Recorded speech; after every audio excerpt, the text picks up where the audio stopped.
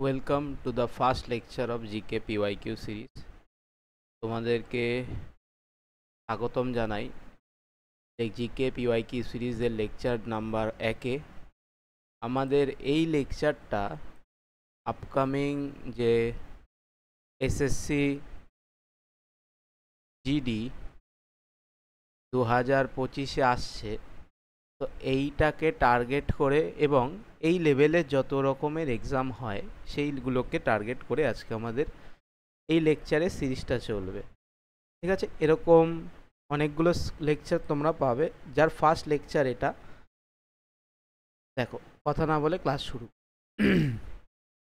বলছে এদের মধ্যে কোন বংশ বিজয়নগর সাম্রাজ্য স্থাপনা করে?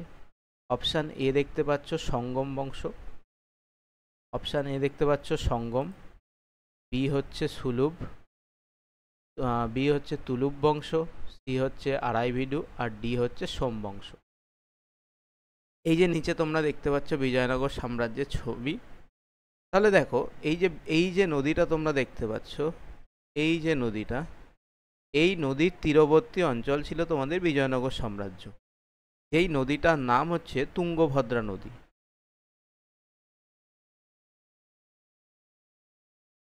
তুঙ্গভদ্রা নদী, এই তুঙ্গভদ্রা নদীর তীরবর্তী অঞ্চলে বিজয়নগর সাম্রাজ্য গড়ে উঠেছিল।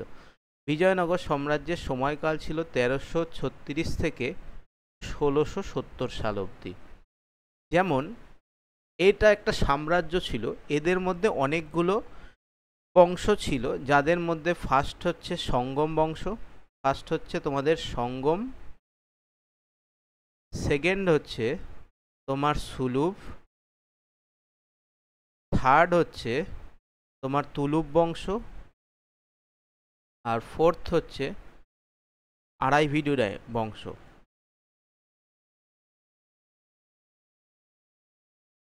তাহলে বলতে এদের মধ্যে কোন সাম্রাজ্য বিজয়নগর সাম্রাজ্য স্থাপন করে? নিশ্চয়ই ফার্স্ট সাম্রাজ্যই হবে। তাহলে অপশান এ তোমাদের কারেক্ট অ্যান্সার, যেটা হচ্ছে তোমার সঙ্গম বংশ।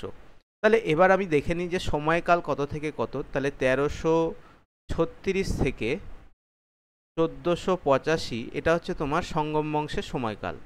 আচ্ছা, সঙ্গম বংশের প্রতিষ্ঠাতাকে? সঙ্গম বংশের প্রতিষ্ঠাতা হচ্ছে তোমার হরিহর এবং বুক্কা। কে? হরিহর এবং বুক্কা।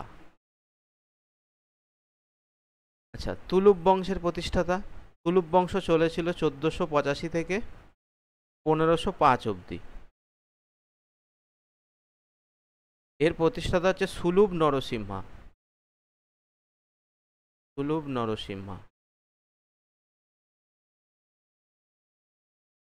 আচ্ছা, তুলুভ বংশ হচ্ছে 1505 থেকে 1570 সাল অবধি।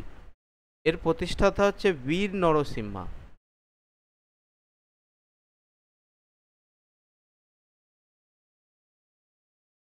আর আরাইভিডু হচ্ছে এদের শেষ বংশ, যেটা 1570 থেকে তোমার 1650। এর প্রতিষ্ঠাতা হচ্ছে তিরুমালা। আচ্ছা সরি, আমি এখানে 50-এর জায়গায় 70 করে দিয়েছি। হ্যাঁ, দেখো, তাদের মধ্যে আমাকে এই বংশটা সবচেয়ে বেশি মনে রাখতে হবে, তুলুভ বংশ, কারণ এখান থেকে সবচেয়ে বেশি কোশ্চেন আমাদের আসবে। যেখানে কিনা এখন আপাতত ফার্স্টের ক্লাসে এটাই বলছি যে তুলুভ বংশের শ্রেষ্ঠ রাজার নাম হচ্ছে কৃষ্ণদেব রায়।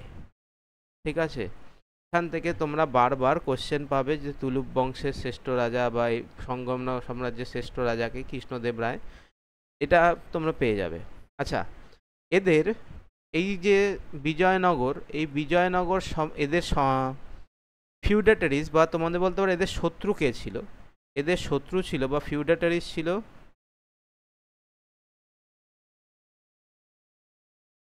এদের ফিউডেটারিজ ছিল কাকাতিয়া।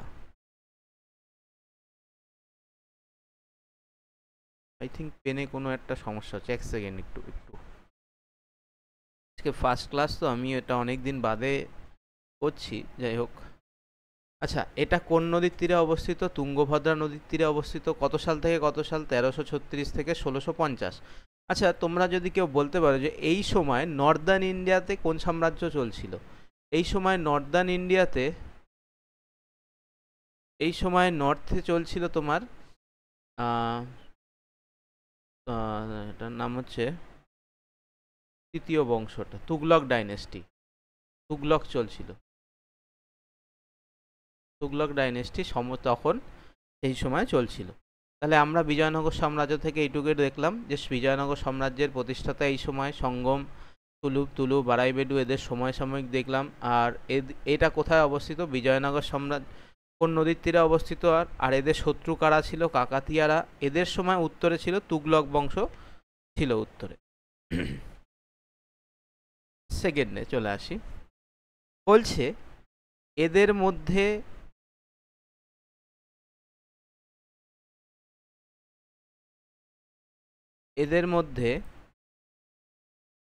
এদের মধ্যে কোন কোষীয় অঙ্গাণু খাদ্য থেকে শক্তি তৈরি করতে পারে? অপশান দেখতে পাচ্ছ, গলগি বস্তু, মাইটোকন্ড্রিয়া, প্যারক্সিজোম আর লাইসোজোম। অ্যান্সার এবার নিচে তোমরা ছবিও দেখতে পাচ্ছ যে কি আছে ছবি, মাইটোকন্ড্রিয়া। তাহলে অবশ্যই অ্যান্সার এটাই হবে, মাইটোকন্ড্রিয়া। কিন্তু আমাদের এটা উদ্দেশ্য নয়, আমাদের উদ্দেশ্য হচ্ছে আমরা এখান থেকে কি কি লার্নিং করতে পারি। দেখো, মাইটোকন্ড্রিয়াকে কোষের পাওয়ার হাউস বা শক্তিঘর বলা হয়। কোষের পাওয়ার হাউস বা শক্তিঘর বলা হয়, কারণ এখান থেকে এটিপি ভেঙে শক্তি উৎপন্ন হয়। 36 অণু এটিপি ভেঙে শক্তি উৎপন্ন হয়। প্যারক্সিজম, মনে রাখবে পরীক্ষায় যখন অক্সিডেটিভ ক্রিস্টাল দেখতে পাবে কোথাও, অক্সিডেটিভ ক্রিস্টাল কোথাও দেখতে পাবে, চোখ কান বন্ধ করে প্যারক্সিজম অ্যান্সার করবে। আচ্ছা দেখো, গলগি বস্তু act as a post office. Golgi বস্তু কোষের পোস্ট অফিস হিসাবে কাজ করে। গলগি বস্তু কোষের পোস্ট অফিস হিসাবে কাজ করে। আর লাইসোজোমের মধ্যে এটাকে বলা হয় সুইসাইড ব্যাগ। এটাকে বলা হয় কোষের সুইসাইড ব্যাগ, কারণ এর মধ্যে এক ধরনের উৎসেচক থাকে যার নাম হচ্ছে হাইড্রোলাইটিক এনজাইম। হাইড্রোলাইটিক এনজাইম, যা তোমার এন্ডোপ্লাজমিক রেটিকিউলামে উৎপন্ন হয়। এবার এন্ডোপ্লাজমিক রেটিকিউলামের মধ্যে দুটো ভাগ থাকে, একটা হচ্ছে রাফ আর একটা হচ্ছে তোমার স্মুথ। ঠিক আছে, রাফ কেন? রাফ এটা প্রোটিন সংশ্লেষ করে, আর স্মুথ তোমার ফ্যাট এবং স্টেরয়েড সংশ্লেষ করে। ঠিক আছে, তো আমরা এখান থেকে এইটুকু দেখতে পেলাম যে মাইটোকন্ড্রিয়াকে কোষের শক্তিঘর বলা হয়, এটিপি ভেঙে শক্তি উৎপন্ন করে। গলগি বস্তুকে কোষের পোস্ট অফিস বলা হয়। লাইসোজোম হচ্ছে সুইসাইড ব্যাগ, এটা হাইড্রোলাইটিক এনজাইম থাকে এর মধ্যে, এটা এন্ডোপ্লাজমিক রেটিকিউলামে উৎপন্ন হয়। এন্ডোপ্লাজমিক রেটিকিউলামে দুভাগে ভাগ করা যায়, রাফ আর স্মুথ। রাফে প্রোটিন তৈরি হয়, প্রোটিন সংশ্লেষ হয়, আর স্মুথে ফ্যাট এবং স্টেরয়েড সংশ্লেষ হয়। আচ্ছা, এবার আমরা দেখব কোষ সম্পর্কে। কোষ, দেখো এটা দেখতে পাচ্ছ, এটা একটা প্রাণী কোষ। আমরা আজকে প্রাণী কোষ নিয়ে আলোচনা করব। নেক্সট দিন যেদিনকে কোষ আসবে সেখানে আমরা প্রাণী কোষের এবং উদ্ভিদ কোষ সম্পর্কে আলোচনা করব। এই যে তুমি বাইরে যে লেয়ারটা দেখতে পাচ্ছ, এটাকে প্রাণী কোষে বলা হয় কোষ পর্দা। কোষ পর্দা, এই কোষ পর্দা তোমার প্রোটিন এবং ফ্যাট বা লিপিড দ্বারা নির্মিত হয়। কিন্তু উদ্ভিদে এটি সেলুলোজ দ্বারা গঠিত হয়। উদ্ভিদে এটি সেলুলোজ দ্বারা গঠিত হয়। ঠিক তেমনি ফাঙ্গাসের কোষ প্রাচীর কাইটিন দ্বারা নির্মিত হয়। কাইটিন বা চিটিন বলে, কাইটিন বা এক সেকেন্ড,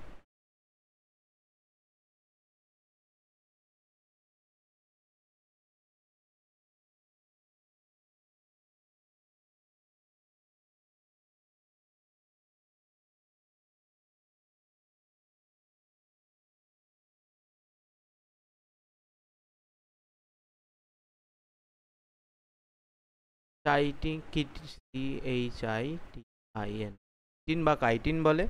আর ব্যাকটেরিয়া ব্যাকটেরিয়া তোমার তৈরি হয় পেপটিন দ্বারা, পেপটিন দ্বারা নির্মিত হয়। আচ্ছা, তাহলে সবার আগে আমাদেরকে জানতে হবে যে কোষ কে আবিষ্কার করে। তাহলে কোষের আবিষ্কর্তা হচ্ছে রবার্ট হুক। রবার্ট হুক আবিষ্কার করে প্রথম কোষ। কি কোষ? ডেড কোষ, মৃত কোষ আবিষ্কার করে। আচ্ছা, মৃত কোষ আবিষ্কার করে কত সালে? তুমি বলবে যে 1664 সালে। তাহলে জীবিত কোষও নিশ্চয়ই কেউ আবিষ্কার করে, তার নাম হচ্ছে অ্যান্টনি ভন লিউয়েনহক। কত সালে আবিষ্কার করে? 1674 সালে। ঠিক আছে, 74 কোথাও কোথাও 75 এরকমই দেওয়া থাকবে। এটা কোথায় আবিষ্কার করে? পন্ডে। কোথায়? পন্ডে আবিষ্কার করে। এটা তোমাদের অতটা ইম্পর্টেন্ট নয়। আচ্ছা, এই যে দেখতে পাচ্ছ কোষের মধ্যে এই যে অংশটা, এটাকে বলা হয় ভ্যাকুওল, এইটা হচ্ছে প্যারক্সিজম। আচ্ছা, এই যে তোমার মাইটোকন্ড্রিয়া, এই যে মাইটোকন্ড্রিয়া দেখলাম, এখানে মাইক্রোটিউবিউল সেন্ট্রোজোম থাকে। আচ্ছা, এই যে বেগুনি রঙের যে জিনিসটা দেখতে পাচ্ছ, এটাকে বলা হয় তোমার নিউক্লিয়াস।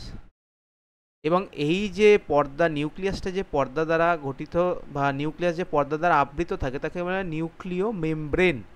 এই নিউক্লিয়াসকেই কোষের ব্রেন বলা হয়। এই নিউক্লিয়াসকেই কোষের কি বলা হয়? ব্রেন বলা হয়। এই নিউক্লিয়াসের ভেতরে থাকে ক্রোমোজোম। ক্রোমোজোম থাকে, যার ভেতরে থাকে তোমার ডিএনএ, যার ভেতরে থাকে তোমার জিন। ঠিক আছে, তাহলে ডিএনএর পুরো কথা হচ্ছে deoxy ribo nucleic acid. Nucleic acid, বানান ভুল হয়ে গেছে, যাই হোক। তাহলে কোষকে আবিষ্কার করে রবার্ট হুক 1664 সাল। মৃত কোষ, জীবন্ত কোষকে আবিষ্কার করে অ্যান্টনি ভন লিউয়েনহুক 1664। আচ্ছা, ভিতরে কোষ পর্দা থাকে। কোষ পর্দার ভিতরে থাকে হচ্ছে কোষ পর্দা হচ্ছে কি দিয়ে গঠিত হয়? আমাদের প্রোটিন এবং ফ্যাট দ্বারা, উদ্ভিদের সেলুলোজ দ্বারা, ফাঙ্গাসের চিটিন দ্বারা, ব্যাকটেরিয়ার পেপটিন দ্বারা নির্মিত হয়। ঠিক আছে, আজকে এই কোশ্চেনটায় এই অবধি। নেক্সট কোশ্চেন আসো। নেক্সট কোশ্চেন দেখতে পাচ্ছ যে এদের মধ্যে চোলদের রাজধানী কোথায় ছিল? অপশান চেঞ্জ হয়ে গেল কেন?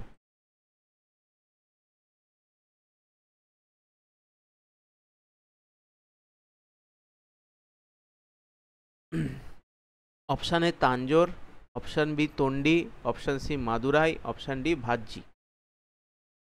তো এই যে তোমরা দেখতে পাচ্ছ সঙ্গম সময়কাল, ঠিক আছে, এইটা কত সময় থেকে কত সাল অবধি চলেছিল? থার্ড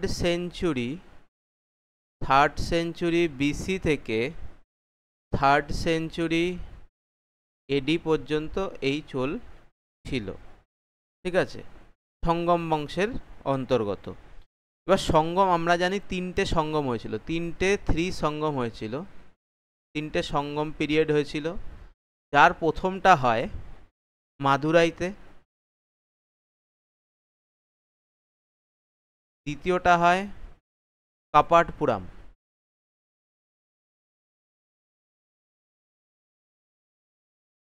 আচ্ছা, তৃতীয়টা হয় মাদুরাইতে। আচ্ছা, এর মধ্যে থেকে এই দ্বিতীয় সঙ্গম পিরিয়ডটা ইম্পর্টেন্ট, কারণ এইখান থেকেই তোমার উৎপন্ন হয় তামিল টেক্সট। এখান থেকেই উৎপন্ন হয় তামিল টেক্সট তোলকাপিয়াম।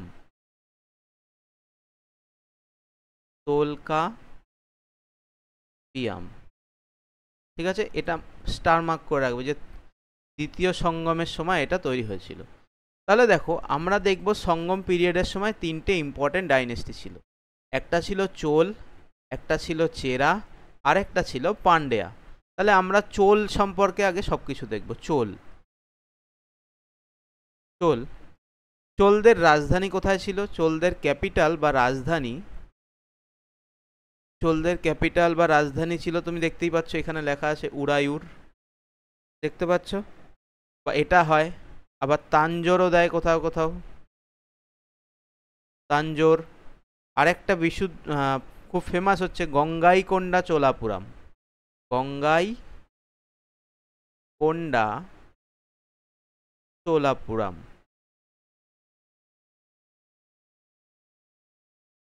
ঠিক আছে। আচ্ছা, এদের একটা বন্দর ছিল, এই বন্দরের নাম হচ্ছে তোমার পুহার। বন্দরের নাম হচ্ছে পুহার বা কাবেরীপট্টনম। কাবেরীপট্টনম। আচ্ছা, এদের সিম্বল কি ছিল? এদের সিম্বল ছিল তোমার টাইগার। আচ্ছা, চোল দেখলাম, এবার আমরা দেখব চেরা। চোলের পরে আসবে তোমাদের চেরা, CHERA। আচ্ছা, চেরাদের রাজধানী কোথায় ছিল? চেরাদের রাজধানী ছিল ভাজ্জি। এদের সিম্বল ছিল বো অ্যান্ড অ্যারো।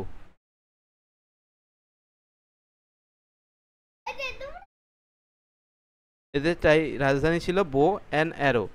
এদের পোর্ট হচ্ছে মুছরি অ্যান্ড তন্ডি, যেটা দেবে অপশানে সেটাই। ঠিক আছে। আর এরপরে দেখবো আমরা পান্ডিয়া। পান্ডিয়া মানে হার্দিক পান্ডিয়া না কিন্তু, ঠিক আছে। পান্ডিয়া মানে আরেকটা সাম্রাজ্য।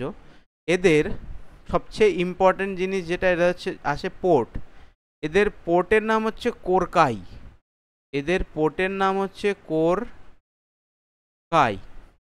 ঠিক আছে। আচ্ছা, এদের ক্যাপিটাল তোমার মাদুরাই।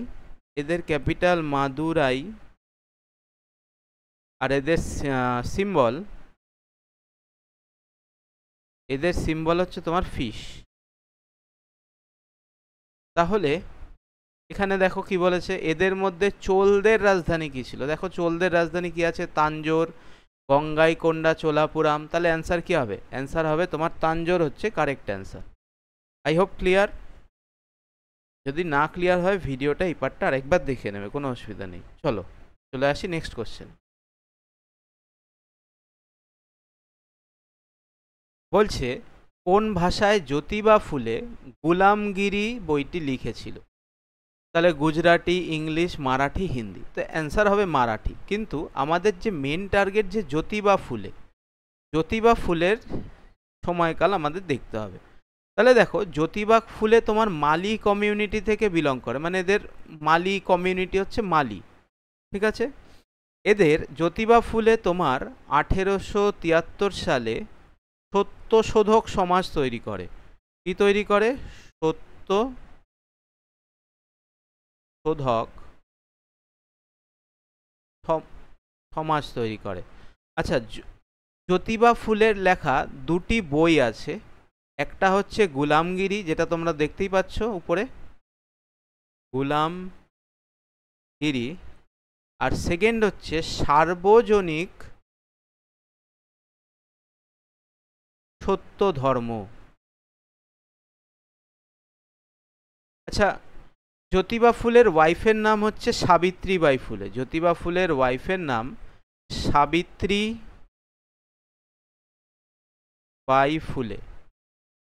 সাবিত্রীবাই ফুলে। কেন বললাম? ইনি হচ্ছে ভারতের ফার্স্ট মহিলা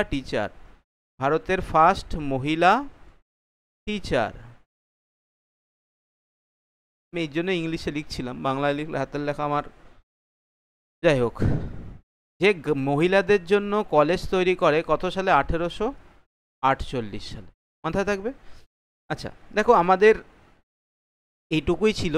আর এই বই দুটো মহারাষ্ট্রের মারাঠি ভাষায় লেখা। ঠিক আছে। মারাঠি মানে বুঝতেই পারছো, জ্যোতিবা ফুলে মহারাষ্ট্রের থেকে বিলং করতো। আমি এখানে দেখো স্লাইডটা ফাঁকা যাচ্ছে, আমি সেজন্য আরেকটু কিছু লিখে দিই। এই সমসাময়িক 1875 সালে স্বামী দয়ানন্দ সরস্বতী একটি সমাজ গঠন করেছিল, যার নাম হচ্ছে আর্য সমাজ। আর্য সমাজ কে প্রতিষ্ঠা করে? স্বামী দয়ানন্দ সরস্বতী। ঠিক আছে, স্বামী দয়ানন্দ সরস্বতী 1875 সালে আর্য সমাজ শুরু করে। এই স্বামী দয়ানন্দ সরস্বতীর আসল নাম ছিল মূল শঙ্কর। ঠিক আছে, যিনি কিনা গুজরাটের নিবাসী ছিল। এটা তোমরা যদি কোশ্চেন দেখো, সম্ভবত সিজিএল 2022-23 মেন্সে এসেছিল যে স্বামী দয়ানন্দ সরস্বতীর আসল নাম এবং বাসস্থান। আচ্ছা, ঠিক আছে, এই স্বামী দয়ানন্দ সরস্বতীর একটি বিখ্যাত স্লোগান হচ্ছে go back to Vedas. Go back to Vedas, মানে বেদের দিকে ফিরে চলো। ঠিক আছে, চলো, আশা করি এই কোশ্চেন থেকে তোমরা জানতে পেরেছো। নেক্সট কোশ্চেনে চলে আসি। বাহ, খুব ইম্পর্টেন্ট একটা টপিক চলে এসছে আমাদের সামনে। দেখতে পাচ্ছ লেখা আছে কোন পঞ্চবার্ষিক পরিকল্পনায় পিসি হয়ে গেছে, যাই হোক, পিসি মহালানবিশ মডেলের তৈরি হয়। তাহলে পঞ্চম বার্ষিকী পরিকল্পনা আমাদের এখন আলোচ্য বিষয় হবে পঞ্চম বার্ষিকী পরিকল্পনা বা 5 ইয়ার প্ল্যান। 5 ইয়ার প্ল্যান, যেটা 1951 সাল থেকে 2014 সাল অবধি চলেছিল। এটা কোথার থেকে নেওয়া হয়েছিল? এটা নেওয়া হয়েছিল ইউএসএসআর বা সংযুক্ত রাশিয়া থেকে নেওয়া হয়েছিল। এবার আমরা জানি এখনো পর্যন্ত আমাদের 12টা, এখনো মোট 12টি, এখনো পর্যন্ত 12টি তোমার 5 ইয়ার প্ল্যান হয়েছে। কারণ মোদি গভর্নমেন্ট আসার পরে 5 ইয়ার প্ল্যান বন্ধ করে 2014 সালের পর দিয়ে নীতি আয়োগ তৈরি করে। কি তৈরি করে? NITI Aayog, national institution for transforming India, যার পুরো কথা। তাহলে আজকে আমরা দেখব, দেখো এখানে কি কি আছে, প্রথম, দ্বিতীয়, তৃতীয়। তাহলে আজকে আমরা এই 3টে 5 ইয়ার প্ল্যান সম্পর্কে দেখব। তার আগে এই কোশ্চেন অ্যান্সার দিয়ে নিই। পিসি মহালানবিশ মডেল, পিসি মহালানবিশ মডেল হচ্ছে কোথায় আছে তোমাদের? প্রথমটা হচ্ছে হ্যারড ডোমার মডেল, দ্বিতীয়টা হচ্ছে তোমার পিসি মহালানবিশ মডেল। তাহলে অ্যান্সার কোনটা হবে? পিসি মহালানবিশ মডেল।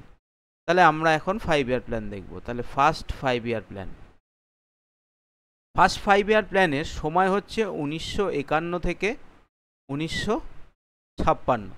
আচ্ছা, এই প্ল্যান কার মস্তিষ্ক প্রসূত? বলবে হ্যারড ডোমার মডেল। বা অনেক সময় কোশ্চেন জিজ্ঞেস করে যে এই মডেলের নাম কি, তা এর অ্যান্সার হবে হ্যারড ডোমার, হ্যারড ডোমার মডেল। আচ্ছা, এই মডেলের প্রথম পঞ্চবার্ষিকী পরিকল্পনার মেন ফোকাস কি ছিল? মেন ফোকাস ছিল কৃষিকাজ, মেন ফোকাস ছিল কৃষি কাজ।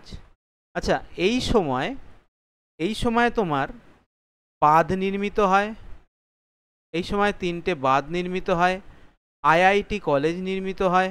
ঠিক আছে, আচ্ছা, এই প্রথম পঞ্চবার্ষিকী পরিকল্পনার টার্গেট কত ছিল? তুমি বলবে যে টার্গেট ছিল দাদা 2.1%। আচ্ছা, তাহলে অ্যাচিভ কতটা করেছিল? অ্যাচিভ করেছিল তোমার 3.6%। I hope clear. First 5 year plan থেকে এইটুকু আজকে আমরা দেখব। আচ্ছা, এরপরে আসি second 5 year plan. Second 5 year plan, তাহলে সেকেন্ড 5 ইয়ার প্ল্যানের সময় কতটা ছিল? তুমি বলবে যে 1956 থেকে 1961 সাল পর্যন্ত। অবশ্যই ঠিক। আচ্ছা, এই মডেল কার উপর নির্মিত ছিল? অ্যান্সার হবে পিসি মহালানবিশ মডেল নির্মিত ছিল। আচ্ছা, এটার মেন ফোকাস ছিল হেভি ইন্ডাস্ট্রি, হেভি ইন্ডাস্ট্রি হচ্ছে এটার মেন মোটিভ ছিল। ফোর্থ কি ছিল? আচ্ছা, ফোর্থ ছিল এটা, এই সময় হেভি ইন্ডাস্ট্রি যেমন ভারতে 3টে সেই সময় তৈরি হয়েছিল। একটা তৈরি হয়েছিল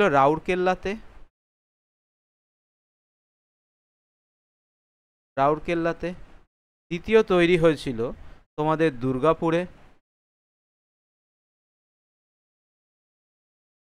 আর তৃতীয় তৈরি হয়েছিল তোমাদের ভিলাইতে। আচ্ছা, রাউরকেল্লা কার সাহায্য নিয়ে তৈরি হয়েছিল? কারণ ভারতের সেই সময় সমসাময়িক কন্ডিশন ছিল না যে ভারত নিজের থেকে একটা ইন্ডাস্ট্রি সেট আপ করবে। তো সেই সময় কোনো না কোনো বাইরের দেশের থেকে আর্থিক সাহায্য বা ইনফ্রাস্ট্রাকচার আমাদের হেল্প নিতে হয়েছিল। তো সেইগুলো আমাদের ইম্পর্টেন্ট পরীক্ষায়, যে কোনটা ইন্ডাস্ট্রি কোন সময় হয়। তার রাউরকেল্লা ইন্ডাস্ট্রি হয় জার্মানির হেল্প নিয়ে, জার্মানির হেল্প নিয়ে তৈরি হয়। দুর্গাপুর ইউকে, উত্তরাখণ্ড না কিন্তু, ইউনাইটেড কিংডম। আচ্ছা, আর ভিলাই হচ্ছে তোমার রাশিয়ার থেকে, রাশিয়ার হেল্প নিয়ে তৈরি হয়। আচ্ছা, তুমি বললে না তো এটার টার্গেট কত ছিল? এটার টার্গেট ছিল তোমার 4.5%, আর অ্যাচিভ করেছিল তোমার 4.27 অ্যাপ্রক্সিমেট। দেখো কোশ্চেনে একদম এক্স্যাক্ট এরকম 27-এর জায়গায় 28 থাকলে সেটা অ্যান্সার করে আসবে। আমার যতদূর মনে পড়ছে 27, আমি তাই বললাম, কাছাকাছি দেবে। আচ্ছা, এবার আমাদের দেখবো third 5 year plan. Third 5 year plan, তাহলে এর সময় কতটা হবে? এর সময় হবে 1961 থেকে 1966। আচ্ছা, এটা কার মডেল? এটার মডেলের নাম হচ্ছে গডগিল যোজনা। কোশ্চেন অনেকবার এসছে, গডগিল মডেল বা গডগিল যোজনা, মনে রাখবে। আচ্ছা, এই সময় কিন্তু ইন্ডিয়া পাকিস্তানের যুদ্ধ হয়, এই সময় ভারত চায়নার যুদ্ধ হয়, এই সময় তোমার খরা তৈরি হয়, ঠিক আছে? এটা মাথায় রাখবে। ইন্ডিয়া চায়না ওয়ার এখানে লিখে দেয়, অনেক সময় আসে India China war. India China war হচ্ছে 1962-তে হয়, ঠিক আছে? আচ্ছা, এই মডেলের টার্গেট কত ছিল? এই মডেলের টার্গেট ছিল তোমার 5.6%, কিন্তু অ্যাচিভ কতটা করতে পেরেছিল? বলবে না, অ্যাচিভ করতে পেরেছিল 2.4% মাত্র। তার মানে বুঝতে পারছো যে এই মডেলটা ড্রাস্টিক্যালি ফেল করে। কারণ আগের দুটো দেখো, যে প্রথমটার যেমন 2.1% টার্গেট ছিল, তার এগেনস্টে অ্যাচিভ করে 3.6%। অ্যানাদার সেকেন্ডটায় 4.5% টার্গেট ছিল, অ্যাচিভ করে 4.27%। তাহলে এটা সেক্ষেত্রে দাঁড়িয়ে টার্গেটটা কী হলো? তোমার অনেকটাই কমে গেল। তাহলে বোঝা গেল?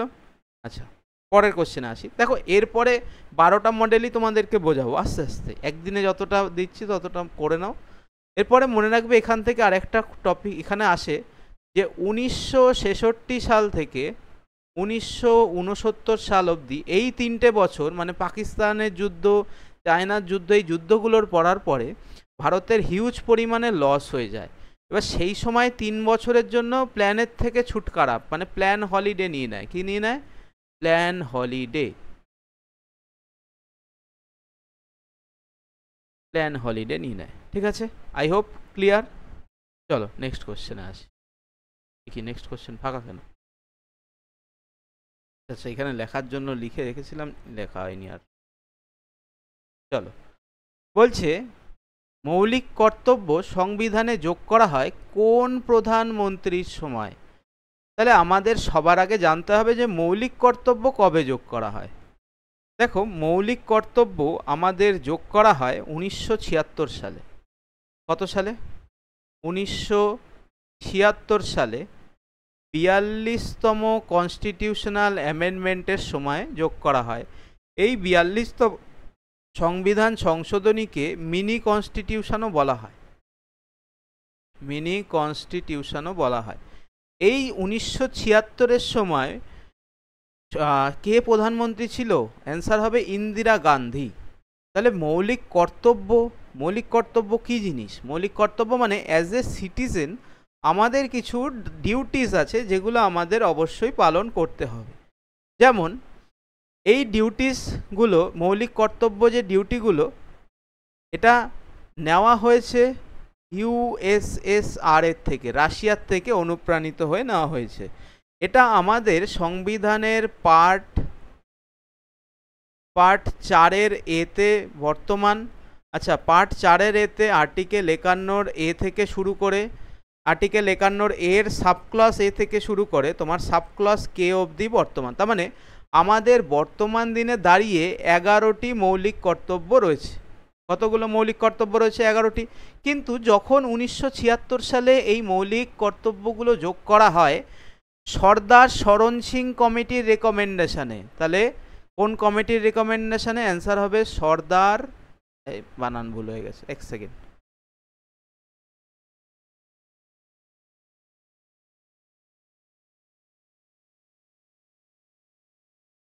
কমিটি হচ্ছে সর্দার শরণ সিং কমিটি, সর্দার শরণ সিং কমিটি।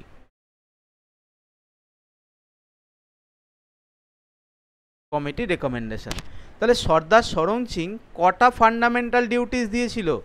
দিয়েছিল 8টা, কিন্তু যখন 1976 সালে সংবিধান মৌলিক কর্তব্যগুলো যোগ করা হয় তখন 10খানা মৌলিক কর্তব্য যোগ করা হয়, ঠিক আছে। কিন্তু যা বর্তমানে লাস্ট অ্যামেন্ডমেন্ট হয়েছিল 86তম অ্যামেন্ডমেন্ট বা সংবিধান সংশোধনী 2002 সালে, সেই 2002 সালের সংবিধান সংশোধনীতে 6 থেকে 14 বছরের শিশুদের শিক্ষার যে কি বলে কম্পালসারি এডুকেশন, সেটাকে তোমার এখানে এই লিস্টের আওতাভুক্ত করা হয়েছে। তাহলে বর্তমানে আমাদের কতগুলো মৌলিক কর্তব্য রয়েছে? 11টি। কোথার থেকে নেওয়া? ইউএসএসআর থেকে নেওয়া। কত নাম্বার পার্টে আছে? পার্ট 4-এর আর্টিকেল 51A থেকে শুরু করে 51 সাবক্লস এ থেকে শুরু করে কে অবধি রয়েছে। সর্দার শরণ সিং কমিটির রেকমেন্ডেশনে তৈরি করা হয়। এই কমিটি তখন 8টা বলেছিল, কিন্তু নিয়েছিল 10টা, কারণ ইন্দিরা গান্ধীর গভর্নমেন্ট ছিল, সে বলছে আমারও নিজের 2টো থাকবে। যাই হোক, এটা আমি আসছি না। 86তম সংবিধান সংশোধনের 2002 সালে লাস্টের যেটি যোগ করা হয়, মানে আমি বলতে পারি আর্টিকেল 51 সাবক্লস কে যোগ করা হয়, যেখানে 6 থেকে 14 বছরের শিশুদের free and compulsory education provide করা হবে। I hope clear. আচ্ছা, তোমরা এই লিস্টে তোমরা দেখতে পাচ্ছ যে কি কি আছে। যদি পড়তে চাও তো ওয়েল অ্যান্ড গুড, আর না হলে হোল্ড করো, আমি তোমাদের ইচ অ্যান্ড এভরি পার্ট মুখস্থ করিয়ে দেবো, ঠিক আছে। চলো নেক্সট কোশ্চেনে আসি। নেক্সট কোশ্চেন হচ্ছে ব্যাকস্টিক কথাটি কোন খেলার সাথে যুক্ত? এক সেকেন্ড, এই ফার্স্ট অনেকদিন বাদে ক্লাস করাচ্ছি পেনট্যাবে একটু সমস্যা হচ্ছে। দেখো, ব্যাকস্টিক কথাটি কোন খেলার সাথে যুক্ত আমাদের দেখতে হবে। তাহলে অ্যান্সার হচ্ছে তোমার হকি খেলার সাথে যুক্ত ব্যাকস্টিক। তাহলে এই যে 4টে অপশান দেখতে পাচ্ছি, আলোচনা করি 4টে অপশানের সাথে কোন কোন খেলার সাথে কি কি যুক্ত। তাহলে ব্যাডমিন্টন খেলার সাথে যুক্ত তোমার ফোরহ্যান্ড, ব্যাকহ্যান্ড, আরে যাই হোক বানান বারবার কাটতে হচ্ছে, ব্যাকহ্যান্ড, তারপর স্ম্যাশ। আচ্ছা, ভলিবলের সাথে খেলার সাথে টার্ম যুক্ত হচ্ছে ড্রিবলিং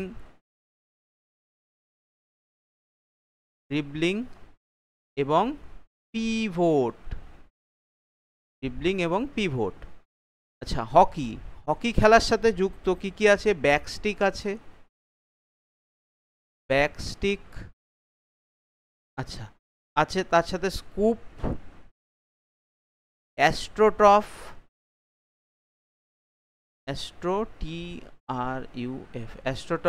আন্ডার কাটিং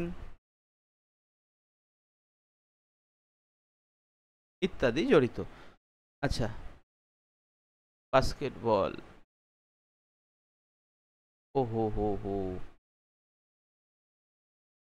সরি, এটা ভলিবল হবে না, এটা বাস্কেটবল হবে, বল দেখে গুলিয়ে গেছে, বাস্কেটবল।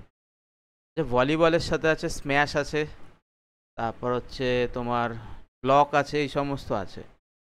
আচ্ছা দেখো, আমরা যে বিভিন্ন বল সম্পর্কিত খেলাগুলোতে থাকে, সেই বল সম্পর্কিত খেলাগুলোতে কোন খেলায় কতজন প্লেয়ার থাকে সেটা দেখব। ফার্স্টে দেখব বাস্কেটবল,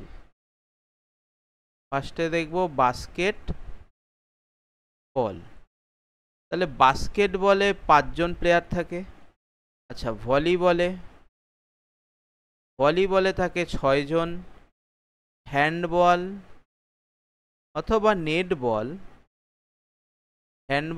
নেটবলে থাকে 7 জন। বেসবলে থাকে তোমার 9 জন।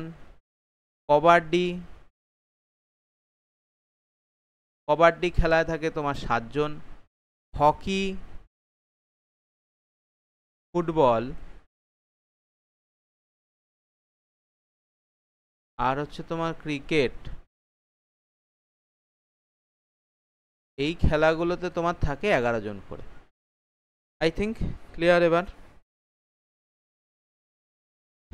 আচ্ছা দেখো, বলছে এদের মধ্যে কোন জায়গায় পারমাণবিক চুল্লি নেই। তাহলে এই যে তোমরা দেখতে পাচ্ছ কোথায় কোথায় পারমাণবিক চুল্লি আছে আর কোথায় নেই, তাহলে অ্যান্সার বলো তোমরা কি হবে? অ্যান্সার হবে বিজয়ওয়াড়া।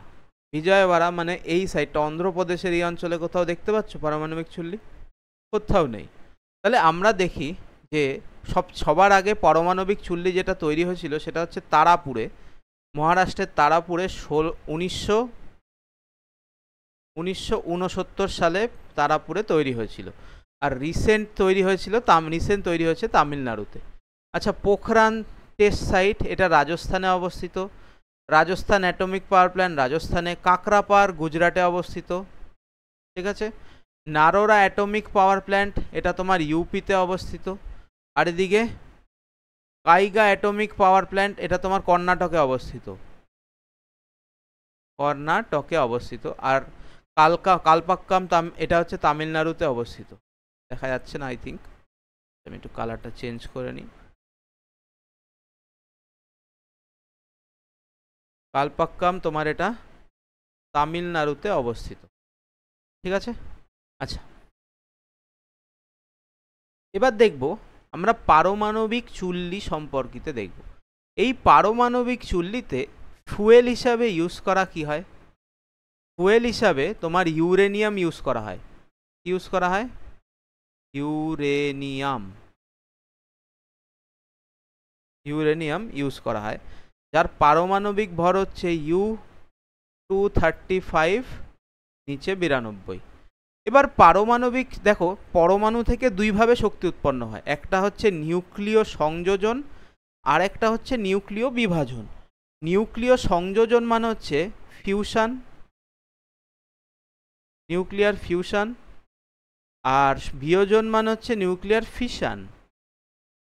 আচ্ছা, নিউক্লিয়ার ফিউশন কোথায় দেখা যায়? সূর্যের যে শক্তি উৎপন্ন হচ্ছে এটা নিউক্লিয়ার ফিউশন মানে হচ্ছে দুটো ছোট ছোট পরমাণু যুক্ত হয়ে একটি বৃহৎ আকারের পরমাণুতে বা অণুতে সৃষ্টি করছে।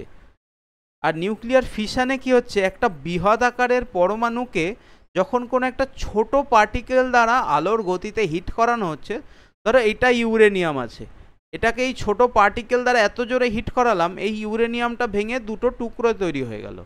এই ইউরেনিয়ামটা ভেঙে একটা বেরিয়াম তৈরি হয় আর একটা ক্রিপ্টন তৈরি হয়, যেটা আমরা আসবো না এখন এর ভিতরে। তো বেরিয়াম আর ক্রিপ্টন তৈরি হয়, আর এর ফলে কিছুটা এনার্জি লস হয়। এবার আমরা কি জানি শক্তির নিত্যতার সূত্র অনুসারে যে শক্তি হচ্ছে তোমার অবিনশ্বর, যে শক্তির বিনাশ অথবা শক্তির নির্মাণ তৈরি করা সম্ভব নয়। তাহলে যখন ভর পরিবর্তিত হচ্ছে তখন সেই ভরটা কিসে পরিণত হবে? শক্তিতে রূপান্তরিত হবে। তো সেক্ষেত্রে এইখানে শক্তি উৎপন্ন হয়, যেই শক্তি দিয়ে আমরা বিভিন্ন কাজকর্ম, ইলেকট্রিসিটি জেনারেট করতে পারি। কিন্তু মনে রাখবে নিউক্লিয়ার ফিউশন মানে সংযোজন more powerful than nuclear fission. এবার নিউক্লিয়ার ফিশনকেও কন্ট্রোল করতে হয়। নিউক্লিয়ার ফিশন আনকন্ট্রোলেবল হয়ে গেলে তখন ব্লাস্ট হতে পারে। সেই জন্য কন্ট্রোলার হিসাবে, কন্ট্রোল করার জন্য ক্যাডমিয়ামের রড ইউজ করা হয় বা গ্রাফাইট ইউজ করা হয়, যেখানে যেখানে দেখবে ক্যাডমিয়াম অথবা গ্রাফাইট ইউজ করা হয়। আচ্ছা, এখানে ঠান্ডা করতে D2O ইউজ করা হয়, D2O ডাইটোরিয়াম অক্সাইড ইউজ করা হয় কুল্যান্ট হিসাবে D2O ইউজ করা হয়, ঠিক আছে। এটাই আমাদের এই অবধি থাকলো। চলো নেক্সট কোশ্চেনে আসি।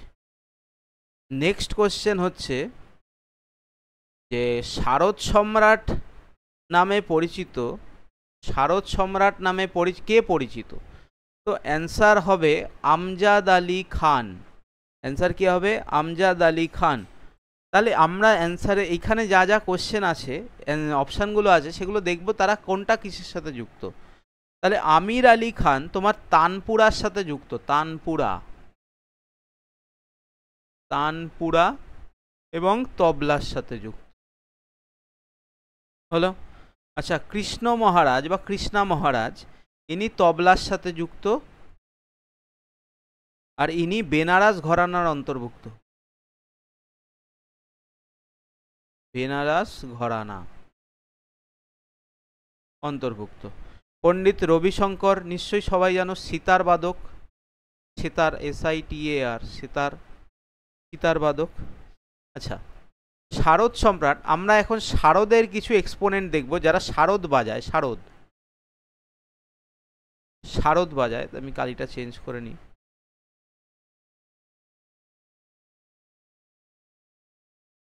শারদের এক্সপোনেন্ট আমরা এখন দেখে নেব কিছু। তাহলে ফার্স্টে হচ্ছে রাজীব তারানাথ, রাজীব তারানাথ। সেকেন্ড হচ্ছে বুদ্ধদেব, বুদ্ধদেব। থার্ড হচ্ছে আলী আকবর খান।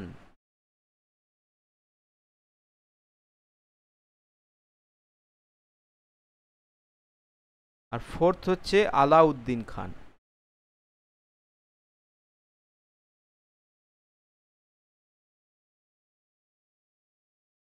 ঠিক আছে, তো চলো এই কোশ্চেনে এই অবধি রাখবো। নেক্সট কোশ্চেন বলছে, এদের মধ্যে কোন রাজ্যে হরপ্পা সভ্যতা অবস্থিত ছিল না? অ্যান্সার হচ্ছে উত্তরাখণ্ড, রাজস্থান, হরিয়ানা এবং গুজরাট। তো অ্যান্সার হবে উত্তরাখণ্ড। তোমরা দেখতে পাচ্ছ এই যে ম্যাপের,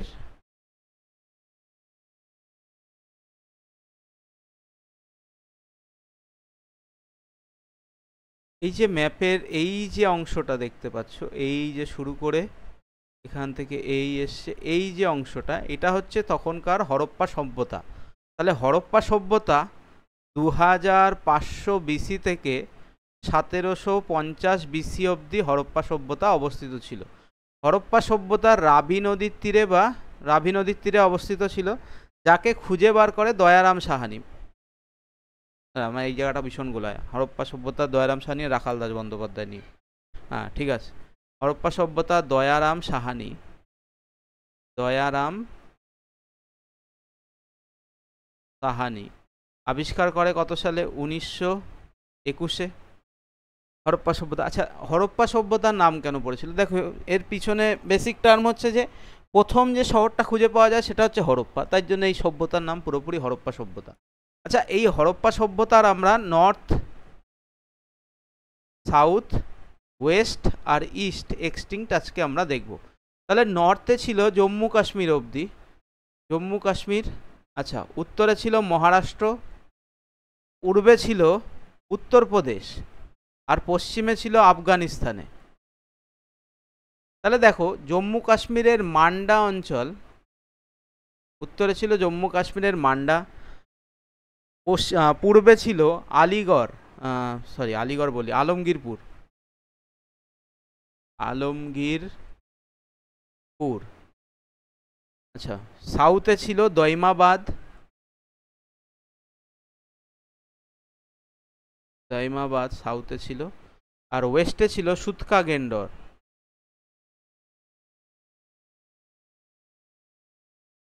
সুতকা গেন্ডর। বোঝা গেল? আচ্ছা, তাহলে হরপ্পা যখন বললাম, মহেঞ্জোদারোও বলি, মহেঞ্জোদারো, মহেঞ্জোদারো এটা কোথায় অবস্থিত ছিল? এটা সিন্ধু নদীর তীরবর্তী অঞ্চলে অবস্থিত ছিল, এটা সিন্ধু নদীর তীরবর্তী অঞ্চলে অবস্থিত ছিল। এটাকে খুঁজে বার করে রাখাল দাস ব্যানার্জি, এটাকে খুঁজে বার করে কে? রাখাল দাস ব্যানার্জি। কত সালে? না 1922 সালে। আচ্ছা, সেই সময় এগুলো নিশ্চয়ই, এই যে খুঁজে বার করা প্রত্নতাত্ত্বিকদের কাজ, এটাকে এদেরকে আর্কিওলজিস্ট বলে। এই সেই সময় আর্কিওলজির চেয়ারম্যান কে ছিল? আর্কিওলজি অফ ইন্ডিয়া সেই সময় চেয়ারম্যান ছিল জন মার্শাল, জন মার্শাল। ঠিক আছে। আচ্ছা, ফাদার অফ ইন্ডিয়ান আর্কিওলজি কাকে বলা হয়? ফাদার অফ ইন্ডিয়ান আর্কিওলজি বলা হয় আলেকজান্ডার কানিংহাম, আলেকজান্ডার কানিংহাম আমকে বলা হয়। I hope clear. তাহলে ইন্ডাস হরপ্পা সভ্যতা সম্পর্কে আজকে আমাদের এইটুকুই যথেষ্ট। ঠিক আছে, চলো next question. All India Muslim League কত সালে গঠিত হয়? অল ইন্ডিয়া মুসলিম লীগ, আচ্ছা কত সালে না, কোথায় প্রতিষ্ঠিত হয়? সাল তো দেওয়াই আছে, ভালো কালির পেন দেখতে পাচ্ছি। অল ইন্ডিয়া মুসলিম লীগ 1906 সালে কোথায় প্রতিষ্ঠিত হয়? মাদ্রাজ, ঢাকা, সুরাট, বোম্বে। তো অ্যান্সার হবে ঢাকায়। 1906 সালে আগা খান, ঢাকায় আগা খান এবং নবাব সলিমুল্লাহ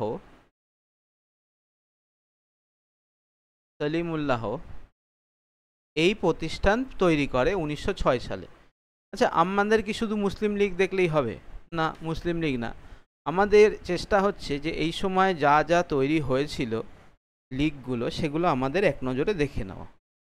ঠিক আছে। আচ্ছা, এই মুসলিম লীগ গঠনের কারণ জানো? এই মুসলিম লীগের গঠনের পিছনে কারণ হচ্ছে 1905 সালের বঙ্গভঙ্গ। 1905 সালের বঙ্গভঙ্গ হয় কার সময়? কার্জনের সময়। কার্জনের সময় এই বঙ্গভঙ্গ হয়।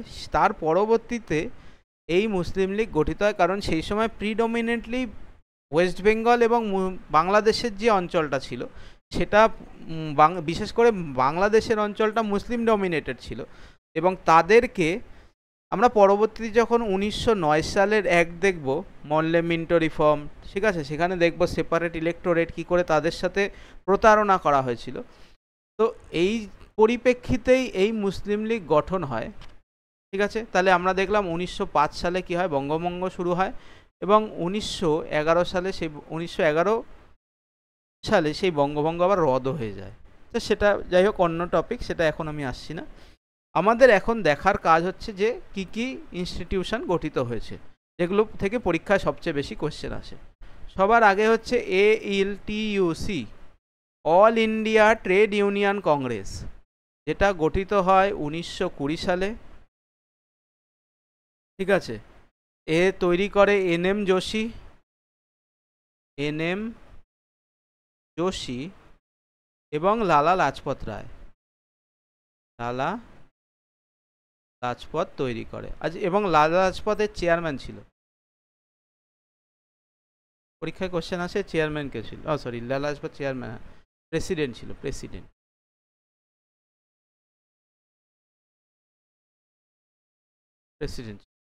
আচ্ছা, তারপরে আমরা দেখব CSP, Congress socialist party. Congress socialist party গঠিত হয় 1934 সালে। 1934 সালে, মনে রাখবে AN দেব এবং JP নারায়ণ তৈরি করে। তারপরে দেখব HR এর পুরো কথা হিন্দুস্তান রিপাবলিকান অ্যাসোসিয়েশন, যেটা 1924 সালে তৈরি করে। কে তৈরি করে? শচীন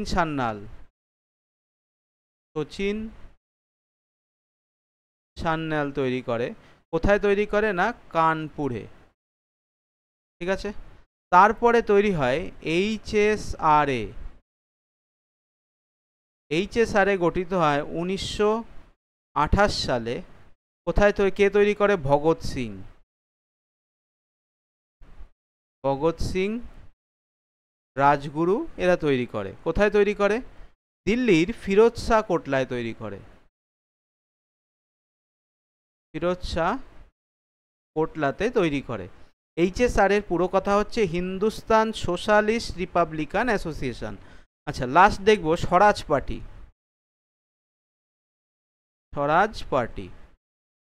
স্বরাজ পার্টি গঠনের পিছনে ওই গান্ধীজির অহিনমন্য আন্দোলন রয়েছে, অসহযোগ আন্দোলন, অসহযোগ আন্দোলন রয়েছে 1919-এর, যেটা রদ হয়ে যাওয়ার পরে স্বরাজ পার্টি গঠন করে 1923 সালে মতিলাল নেহেরু এবং CR দাস, মানে চিত্তরঞ্জন দাস এবং মতিলাল নেহেরু, মানে জওহরলাল নেহেরুর বাবা মতিলাল নেহেরু। ঠিক আছে, আই হোপ ক্লিয়ার। চলো নেক্সট কোশ্চেন। নেক্সট কোশ্চেনে আসি। বলছে নিচের কোন রাজ্যের সাথে লোকনৃত্য তরঙ্গ মেল জড়িত? দেখো এখন আজকে একটা রাজ্যের লোকনৃত্যই আমি বলবো, ঠিক আছে? এই তরঙ্গ মেল যেই রাজ্যের নৃত্য সেই রাজ্যের আমি নাচটাই আজকে শুধুমাত্র বলবো। সেটা হচ্ছে লোকনৃত্য তরঙ্গ মেল গোয়ার সাথে জড়িত। এবার গোয়ার কিছু লোকনৃত্য আছে, যেমন ঘোড়ে মদনি বা মান্ডো। প্রথমে হচ্ছে মান্ডো, তারপর হচ্ছে ঘোড়ে মদনি,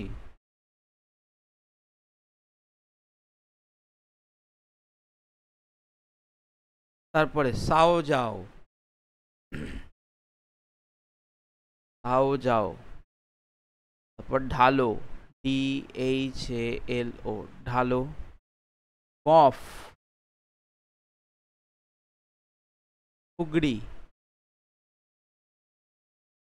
ইত্যাদি জড়িত।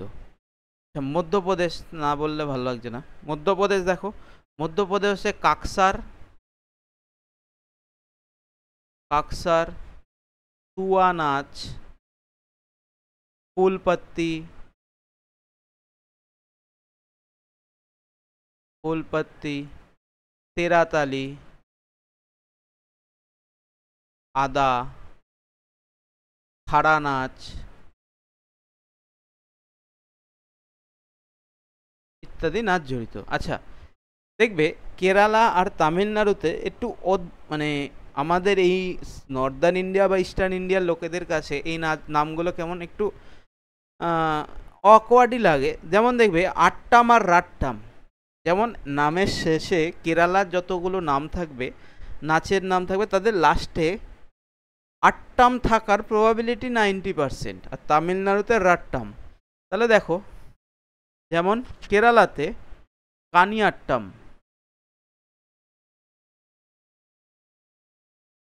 কানিয়াট্টাম, কারিয়াট্টাম, আচ্ছা, তারপরে ওট্টাম, থুলাল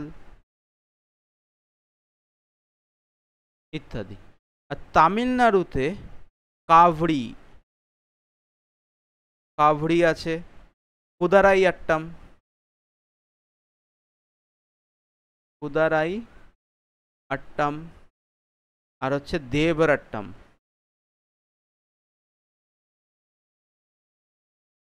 ঠিক আছে, চলো নেক্সট। 2011 সালের আদমশুমারি অনুসারে নিচের কোন কেন্দ্রশাসিত অঞ্চলের সাক্ষরতার হার সবচেয়ে কম? তো অ্যান্সার হবে দাদরা এবং নগর হাভেলি। ঠিক আছে, তাহলে আমরা দেখব আমাদের সেন্সাস প্রথমে কত সালে শুরু হয়েছিল। তাহলে আমাদের প্রথম সেন্সাস হয় 1872 সালে মেয়র সময়, কিন্তু এটা নন সিঙ্ক্রোনাইজ সেন্সাস ছিল। 1881 সালে রিপনের সময় পূর্ণপরিভাবে সেন্সাস চালু হয়। আচ্ছা, ফাদার অফ ইন্ডিয়ান সেন্সার বলা হয় WC প্লডারকে, WC প্লডার বা হেনরি ওয়াল্টারও বলতে পারো। WC প্লডার না, হেনরি ওয়াল্টার, হেনরি ওয়াল্টারকে বলা হয়। ঠিক আছে, আচ্ছা, ভারতের স্বাধীনতার পরে এটা 7টা এখনো অবধি হয়েছে, আর পুরো প্রাথমিক থেকে এখনো পর্যন্ত 15 বার সেন্সাস হয়েছে। তাহলে আমাদের আজকে দেখব সাক্ষরতার হার সম্পর্কে কোশ্চেন যেখান থেকে আসে সেই জায়গাটা। তাহলে সমগ্র ভারতে শিক্ষার হার হচ্ছে 74.04%, যার মধ্যে ছেলেদের শিক্ষার হার হচ্ছে 82.4% এবং মহিলাদের শিক্ষার হার হচ্ছে 45.46%। আর এদের মাঝে পার্থক্য হচ্ছে 16.68%। ঠিক আছে, এটা হচ্ছে মেল আর এটা হচ্ছে ফিমেল। আচ্ছা, কেরালাতে শিক্ষার হার সবচেয়ে বেশি। কেরালাতে শিক্ষার হার 94%। আর বিহারে শিক্ষার হার সবচেয়ে কম, 61.8%। তেমনি কেন্দ্রশাসিত অঞ্চলে লাক্ষাদ্বীপে শিক্ষার হার সবচেয়ে বেশি 92.8% বা 91.8%-এর কাছাকাছি। ঠিক আছে। আচ্ছা, অনেক সময় কোশ্চেন দেয় কোন রাজ্যের মধ্যে ছেলে এবং মেয়েদের শিক্ষার হারের পার্থক্য সবচেয়ে বেশি। তাহলে gap between male and female সবচেয়ে বেশি হচ্ছে রাজস্থানে। ঠিক আছে, আই হোপ ক্লিয়ার। চলো নেক্সট কোশ্চেনে যাই। ভূতাত্ত্বিকভাবে ভারতের ভৌতিক বিভাগকে কটা ভাগে, কোনটি সবচেয়ে বেশি স্থিতিশীল? তাহলে ফার্স্টে দেখো হিমালয়, উত্তরের সমভূমি, পেনিনসুলার প্লেটো আর ভারতীয় মরুভূমি। তাহলে অ্যান্সার হবে পেনিনসুলার প্লেটো। পেনিনসুলার প্লেটো মানে এই যে অঞ্চলটা দেখতে পাচ্ছ এইটাকে বলা হয় পেনিনসুলার প্লেটো। তাহলে আমি বলে রাখি ভারতের ভূপ্রকৃতিকে, ভারতের প্রকৃতিকে বা ভূপ্রকৃতিকে প্রকৃতিকে 6টি ভাগে ভাগ করা যায়। প্রথমত উত্তরের পার্বত্য অঞ্চল। দ্বারা আমি কালারটা একটু সুন্দর করে নিই। প্রথমে হচ্ছে উত্তরের পার্বত্য অঞ্চল, দ্বিতীয় উত্তরের সমভূমি, তৃতীয় হচ্ছে এখানে দেখো তোমাদের এইখানে এইটা উত্তরের সমভূমি, এইটা হবে এইটা, এখানে আছে তোমাদের মরুভূমি। ঠিক আছে। আচ্ছা, এইখানে হচ্ছে তোমার মধ্য ভারতীয় প্লেট বা প্ল্যাটু বলা হয়, প্ল্যাটু আছে। এই যে পিঙ্ক কালারের যেটা দেখতে পাচ্ছ এটা হচ্ছে ভারতের উপকূলবর্তী অঞ্চল। আর এই যে দেখতে পাচ্ছ যেটাকে আমরা ভারতের বাইরে ধরে নিই, এই যে ভারতের দ্বীপ। তাহলে ভারতের মোট 6টা ভূপ্রকৃতিকে ভাগ করা যায়। একটা হচ্ছে উত্তরের হিমালয়, তারপরে সমভূমি, তারপর হচ্ছে মরুভূমি, মধ্য ভারতীয় পাঠার বা প্ল্যাটু, আর তারপর হচ্ছে সমুদ্র উপকূলবর্তী সমভূমি, আর হচ্ছে আইল্যান্ডগুলো। ঠিক আছে। তার মধ্যে এই যে পার্টটা, এই পার্টটা সবচেয়ে বেশি স্থিতিশীল, এটাকে বলা হয় প্ল্যাটু। এখানে যেমন মালওয়ার, বুন্দেলখান্ড, বাগেলখান্ড এইসব প্ল্যাটু দেখতে পাওয়া যায়, সেগুলো পরে দেখব। ঠিক আছে, চলো নেক্সটে কি আছে। আচ্ছা দেখো, ভারতের অক্ষাংশ দেওয়া আছে, ভারত কত ডিগ্রি থেকে কত ডিগ্রিতে অবস্থিত।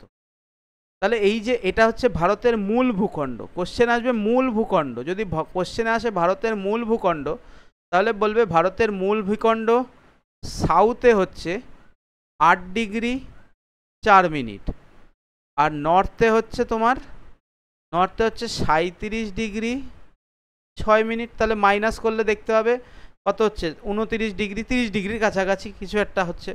আচ্ছা, পশ্চিমে কি আছে? পশ্চিমে আছে 68 ডিগ্রি 7 মিনিট, আর পূর্বে আছে তোমার 97 ডিগ্রি 25 মিনিট। ঠিক আছে। তাহলে দেখো মূল ভূখণ্ডের সবচেয়ে উত্তরে, মানে এই যে সাইডটা যেখানে দেখতে পাচ্ছ, এই যে অঞ্চলটা, এখানে সবচেয়ে লোয়েস্ট যেখানে পয়েন্ট হচ্ছে, শেষ পয়েন্ট হচ্ছে, সেটা হচ্ছে কন্যাকুমারী।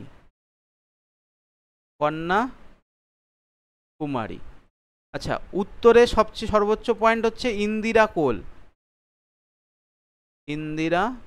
কোল। ওয়েস্টে গুজরাটের গুহার মোটা, আর পূর্বে হচ্ছে অরুণাচল প্রদেশের কিবিথু। ঠিক আছে। এবার একটা জিনিস এখানে আমি বলতাম, সেটা হচ্ছে এই যে ধরো অক্ষাংশ আছে এখানে 68 ডিগ্রি, ধরো এইখানে কোথাও 39 ডিগ্রি, এখানে কোথাও 40 ডিগ্রি, তাহলে এইটুকু অঞ্চলের মধ্যে ডিস্টেন্স কত হবে? তাহলে মনে রাখবে লঙ্গিটিউড বা ল্যাটিটিউডে 1 ডিগ্রি সমান সমান হচ্ছে 111 কিলোমিটার। এটা মাথায় রাখবে যে এই 1 ডিগ্রির মধ্যে দূরত্ব হচ্ছে 111 কিলোমিটার। আর এখানে দেখতে পাচ্ছ যে এখান থেকে একটা লাইন যাচ্ছে, এই যে ডট ডট ডট ডট করে, এটাকে বলা হয় ট্রপিক অফ ক্যান্সার বা কর্কট ক্রান্তি রেখা, যেটা ভারতের 8টা রাজ্যের উপর দিয়ে যায়। কি? গুজরাট, রাজস্থান, মধ্যপ্রদেশ, ছত্তিশগড়, ঝাড়খণ্ড, ওয়েস্ট বেঙ্গল, ত্রিপুরা আর মিজোরাম। আর একটা লাইন দেখতে পাচ্ছ এই জায়গার থেকে কোথাও একটা দিয়ে যাবে, যাই হোক লাইনটা বেঁকে গেছে, এখান দিয়ে কোথাও যাবে। এটাকে বলা হয় স্ট্যান্ডার্ড মেরিডিয়ান, যা তোমার 82 ডিগ্রি 30 মিনিট। ঠিক আছে, এটা ভারতের 5টা রাজ্যের উপর দিয়ে যায়। দেখো লাস্ট কোশ্চেনে আমরা চলে এসেছি, আই থিঙ্ক।